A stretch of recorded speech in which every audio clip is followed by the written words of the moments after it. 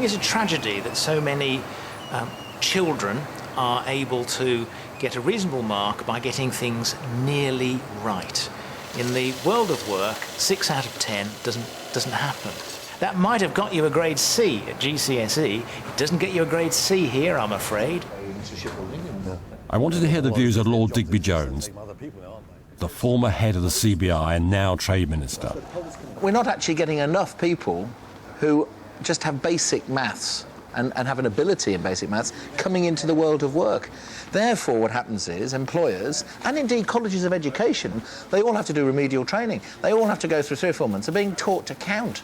And that's dreadful. You know, at the end of the day, the employer's the customer, and the education system is delivering a product into the world of work. And in that respect, they've got to have them fit for purpose. What Sir Digby said, I do agree with. He's absolutely right to say after 11 years, look how poor some of our people are in mathematics. But what he doesn't do is to say, OK, let's look at the strategies that will improve the situation so that, in fact, even after 5 or 6 years, they will know enough mathematics for the rest of their lives. And even those taking GCSE mathematics are not keen to carry on studying it. Less than 10% of GCSE pupils go on to take A-level mathematics. And only 10% of those choose to study at that degree level. So why is that? I caught up with these students who are just about to sit their GCSEs. I won't be taking it past GCSE. Why not? I don't know, it gets too hard, I think. And I'd rather focus on other subjects. I don't particularly like the subject. I just want to get over and done with. I just find it boring. I like maths. I find it really fun because it's challenging to the mind, and like once you start a puzzle, you know, you can't stop really until you get it done. I don't plan on taking maths later on in life at all, really. I just don't really see it as like a stepping stone to what I want to do. How do you think they could improve the teaching of it? Like introduce like new ways of teaching it, like more active ways maybe, like, so we're not like just out of textbook all the time. Well, the teacher does make quite a bit of difference. If they teach them like a dull way, you're obviously not going to pay much attention in class. If the teacher's like nice and wants to teach you, then you want to learn. There's a desperate shortage of mathematics teachers, with a large number of posts remaining unfilled. Maggie Fall, head of maths at this Catholic secondary school, knows all about this skill shortage. One of the major problems that we've had is actually recruiting maths teachers. That's really very difficult. We advertised 2 months ago and we had not one. So a lot of our maths staff have been from other countries and other cultures. And that's, I think, enriched our maths here in lots of ways. Today in the lesson, we are going to try and understand how we construct and solve linear equations.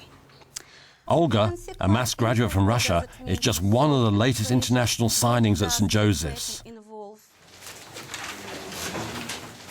Previously, they brought in maths teachers from Hungary, Italy, India, China and Latvia. What happened with the scales? It came unbalanced. It came unbalanced. So what do you need to do to keep it balanced? Add another 10 to the other side to make it balance out.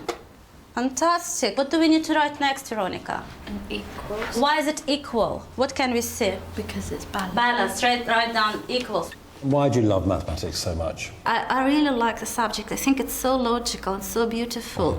And it's everywhere around us, but also it's so simple and so complicated at the same time. Every day you come in the classroom and every day you're trying to show them how beautiful it is. What have I done to this equation, 2x equals to 8, to get 4x equals to 16? You double it 2 to get 4. Yep. And then you double it 8 to get 16. Yeah, fantastic, well done. Our own research that compares progress in mathematics shows that Russia does exceedingly well, and by year 7 they're well ahead of us. Can you explain why? In Russia, you have to know maths to succeed. Yes. You can't say, "Oh, I'm not good at maths," because you would be embarrassed to say that. You can hear, can't you? Exactly. That was the first thing, actually, which I was surprised with. I noticed that, "Oh, I'm not good at maths," and that's okay. And even to the extent that to be good at maths is sort of standing out of the crowd, you know. She's right. People don't have much time for mathematicians in this country. there's very much an image problem. Mathematics has an image problem. Some work was done a few years ago where school kids described what they thought mathematicians were like, and the pictures that they drew are very unflattering, and the writing was equally so. The writing said things like mathematicians are usually old, they're usually wrinkled because they think so hard, quite often fat because they never do any exercise, and they never have any friends, or they might have the odd friend who's a mathematician. It is very striking that you go to continental Europe, you go to France, and being a mathematician is a real mark of status. Go to Hungary, go to Finland, and people aspire to mathematics. They see it as a real achievement to be good at mathematics, and that's a culture shift that we want to try and bring about in this country as well. And all the international tables of mathematics attainment tell the same story. England doesn't do very well in these league tables. It may do slightly better now than perhaps a decade ago, but we're still way down at the bottom for an industrial nation. I think it's interesting to look at Finland, though, who was alongside us a decade ago, but now coming top. Oikein hyvää huomenta. Istukaa, olkaa hyvät. Finland's taken on board many of the Hungarian-style teaching strategies. Teachers are trusted. There are no national tests. You just go to your local school. I do think there are ways of improving the situation. The government has been trying to boost the recruitment of mathematics teachers with TV commercials like this. You feel really great with yourself when you've solved something. Well, I can actually do this. You look at all the working out you've done and it's just like, I did that. Like really giddy with yourself. The main message of the campaign is that working with young people is an exciting and enjoyable profession.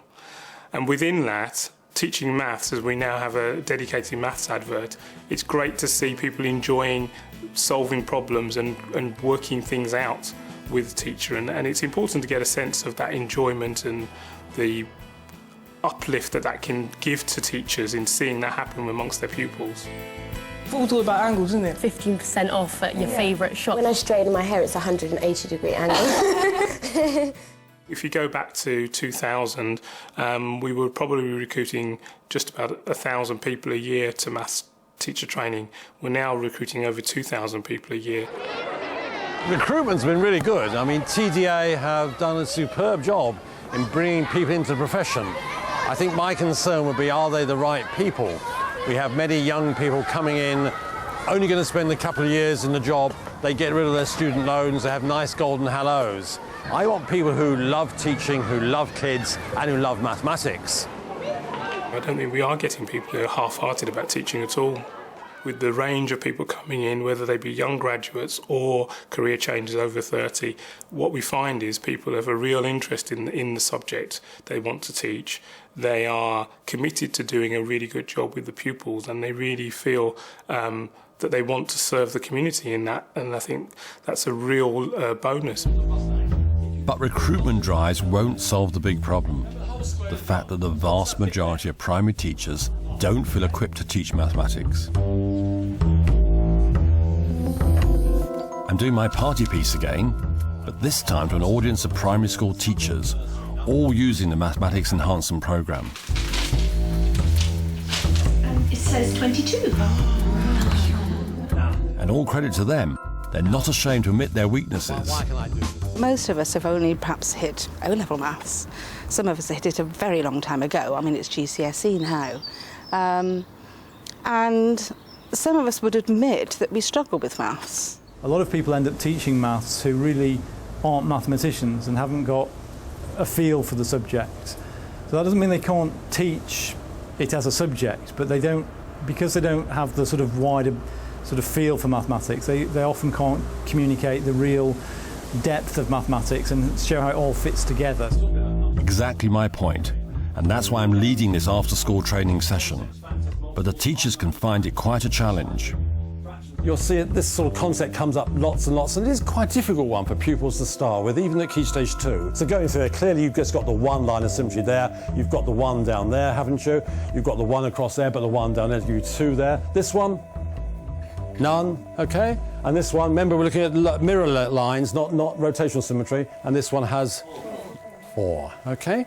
Some of it was catching me out, yes. Some of it was definitely, and you feel that a lot of it is much higher level than the children have been used to doing, and likewise the teachers. Some of it was tough because you thought, crikey, am I going to know the answer to this? And am I going to be asked the answer and I can't explain it? So it is tough, but that's what we do to the children. We put them on the spot, so it's good that you have that experience. Trying to fill in the holes and the problems that you may have in some of your mathematical understanding, which is not to criticise you at all. No way am I trying to make you feel that you're inadequate in mathematics. I'm trying to give you the confidence to actually realise that mathematics is simple. Chloe Doyle's here, brushing up on her equations in algebra. You will recall she's been teaching mathematics under our experimental programme to her Year 4 class in Salisbury. Because there's different shapes and colours and lines in it, it would have a different number of symmetry. Well done, good girl. Excellently explained a house point. She's absolutely right. All our evidence will show we're not in any way decreasing SAT scores. What we're doing is putting a strong mathematical foundation that hopefully will get built on later on. So we would hope it's the real dividends come later. Show me with your farms. If you found today, actually, I really understood everything today, and I'm quite happy. Interesting. Okay. It's been a really good lesson, very active. She's done really well to keep them on task for such a long lesson. All the children seem really pleased to present their solutions, their methods. Sometimes they've got them wrong. It hasn't been a problem getting them wrong. I think they've all progressed. It's been really good.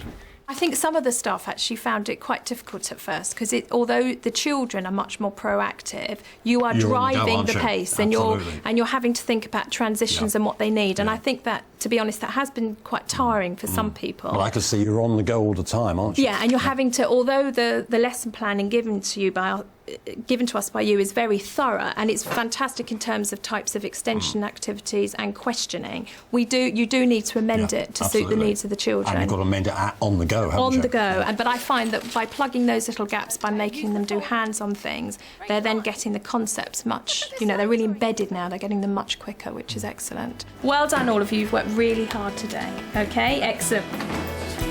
The government is now proposing yet another maths initiative. This time, Gordon Brown is suggesting extra one-to-one tuition for those children who struggle with the subject. But isn't this just more sticking plaster, not a real solution? In this programme, we've seen techniques and strategies that you can use in the classroom. These include using correct mathematical notation and vocabulary, working interactively with the whole class, encouraging pupils to play the part of the teacher. Could you come up and explain to the class what these words mean? And helping all children to think mathematically. What happened with the scales? It came unbalanced. So my challenge to all teachers of mathematics is to try out these strategies in your class.